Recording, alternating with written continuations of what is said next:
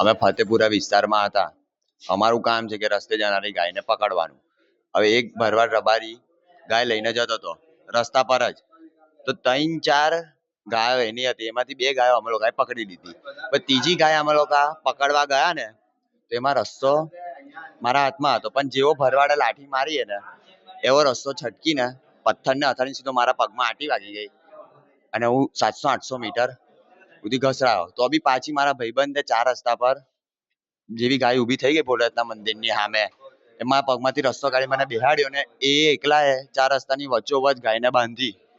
જેવી બાંધી ને તો બે ત્રણ ભરવાડ રબારીઓ આયા ને એના પાસેથી દાદાગીરી કરીને ગાય લઈને ગયા છે. ને એ લાકડી મારીને એટલે જ મેં આ ઘસડાયો છું ને મને આ હાથમાં પાછળ બૈડે બધે વાગ્યું છે. માંગ એ છે કે અમારું કામ હતું કે ભાઈ અમે વીએમસી ના કર્મચારી છે ઓન ડ્યુટી, તો એની તાકાત કેવી રીતે થઈ કે અમે લોકો ગાય બાંધી તો એ દાદાગીરી કરીને લઈ ગયો. પોલીસ પાસેથી અમારે એક જ જોઈએ છે કે જાઓ એના વાડામાં કાઢો ગાયો, બરોબર છે. આવી રીતે તમે લાઠી મારો ને તો કઈ બીજું મોટું થઈ ગયું હોત તો કોની જિમ્મેદારી?